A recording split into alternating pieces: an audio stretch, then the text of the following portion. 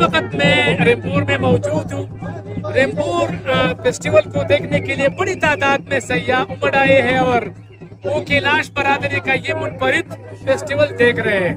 कैसा लगा आपको और आप कहाँ से आइए और क्या कहेंगे?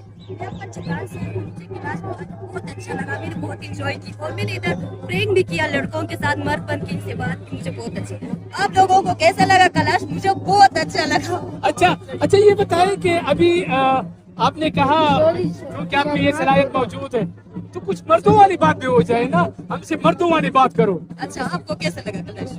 मुझे बहुत ही अच्छा लगा। मुझे भी बहुत अच्छा लगा, मैंने बहुत सारे प्रैंक किए और मैंने बहुत इंजॉय की। ठीक नाजरीन, ऐसा है कि चूंकि बहुत बड़ी तादाद में सयाह आते हैं और वो अपनी जो फेस्टिवल है उसको एंजॉय करते हैं, तो यही सिलसिला जारी है। रोड की शिकायत जरूर है लेकिन बाकी एंजॉय सब करते हैं।